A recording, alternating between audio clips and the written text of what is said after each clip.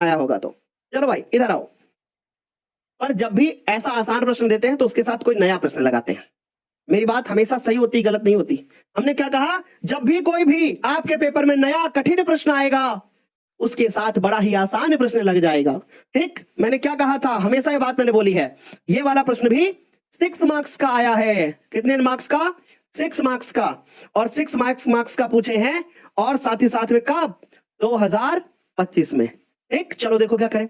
और इस तरह के सवाल हमने कई बार कराए हैं, ऐसा नहीं है कि मैं पहली बार देख रहा हूं इस सवाल को, बस वैल्यू चेंज है। एक आयत का क्षेत्रफल 28 मीटर स्क्वायर कम हो जाता है। एक आयत का क्षेत्रफल 28 मीटर स्क्वायर कम हो जाता है। ठीक है, कब कम होता है? यदि लंबाई 2 मीटर बढ़ा दी जाए और चौड़ाई 2 मीटर कम कर दी जाए। ठीक है, यदि लंबाई 1 मीटर बढ़ा दी जाए, 1 मीटर कम कर दी जाए, और चौड़ाई में 2 मीटर की वृद्धि कर दी जाए, यानी कि बढ़ा दिया जाए, तो क्षेत्रफल 33 मीटर स्क्वायर बढ़ जाता है। आयत का क्षेत्रफल बता दो। मेरे बच्चों मेरी बात गौर से सुन लेना, यह सवाल इसके पहले बोर्ड में कभी नहीं पूछा गया, लेकिन मैं आपसे एक बात बहुत साफ साफ बोलता हूं, 2026 का एक सेट ऐसा आएगा, सेम टू सेम यही प्रश्न उसमें रखा हुआ मिलेगा आपको। लिखित दे रहा हूं मैं आपको, यही सेम टू सेम प्रश्न मिलेगा। ये हमारा एक्सपीरियंस कहता है कि जो सवाल 2025 में पहली बार आया होगा वो सवाल 2026 में आपको देखने को मिलेगा। ये सवाल आपको देखने को 2026 में मिलेगा बोर्ड पेपर में। सुन लीजिएगा ध्यान से, बहुत आसान सवाल है, बहुत आसानी से हम लोग इसको कर सकते हैं। चलिए कैसे करेंगे, गौर से देखो। सबसे पहले हम लोग ये मानेंगे, सबसे पहले हम लोग ये मानेंगे कि माना हमारे पास एक आयत है ऐसे, एक माना हमारे पास एक आयत है ऐसे, इस आयत की लंबाई है x मीटर, एक इसकी चौड़ाई है y मीटर। सवाल में कोई दम नहीं है, ध्यान से सुन लो। ठीक, इसका क्षेत्रफल जो है वो कितना है? इसका क्षेत्रफल xy है, क्योंकि सिंपल सी बात है ना भाई, क्षेत्रफल होता है लंबाई गुणे चौड़ाई। मैं एक क्यों मानू क्षेत्रफल को? एक बहुत आसान सवाल है, फिर से सुन लीजिएगा, सवाल में कोनो दम ना है। चलो देखो, सबसे पहले क्या लिखूंगा, मैं लिखूंगा कि माना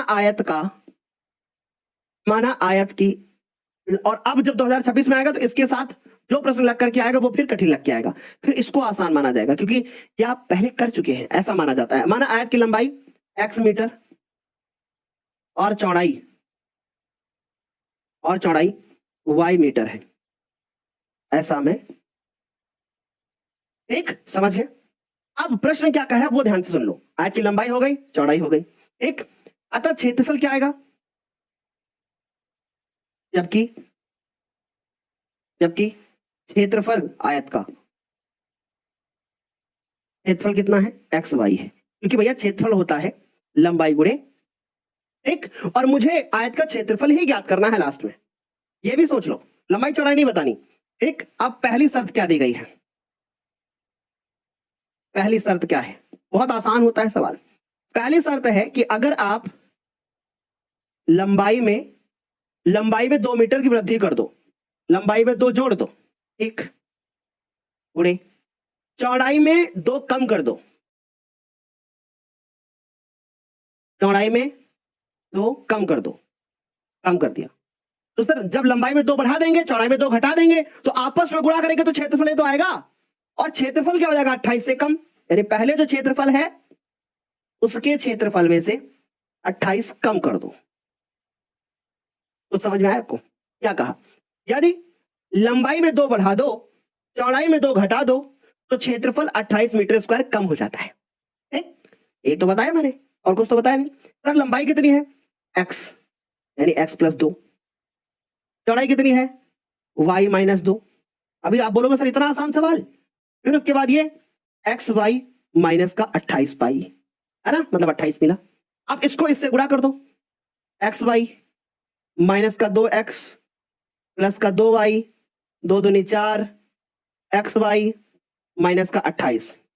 ठीक है, एक्स वाई से एक्स वाई खत्म हो गया, कुछ बचा ही नहीं। फिर उसके बाद देखो, ये माइनस का 2x माइनस का 2y, 4 को उधर ले जाइए, तो सर माइनस का 28 प्लस का 4, माइनस का कितना मिला? 24।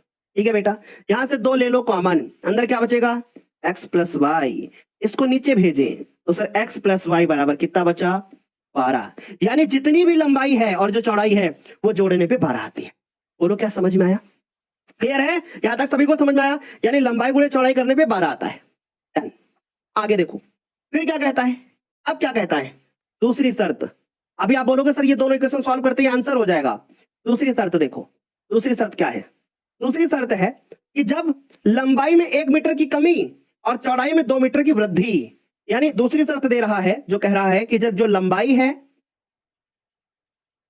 उसमें 1 मीटर की कमी कर दो और जो चौड़ाई है उसमें 2 मीटर की वृद्धि कर दो, तो जो क्षेत्रफल है उसमें 33 मीटर की वृद्धि हो जाती है। ये तो कह रहा है, देखें क्या कह रहा है। कह रहा है कि अगर लंबाई को 1 मीटर कम कर दो, चौड़ाई में 2 मीटर बढ़ा दो, तो लंबाई में 1 मीटर कम कर दिया, चौड़ाई में बढ़ा दिया, तो क्षेत्रफल 33 मीटर स्क्वायर बढ़ जाता है। तो क्षेत्रफल बढ़ गया। सर लंबाई x -1 हो गया। सर चौड़ाई y प्लस 2 हो गया।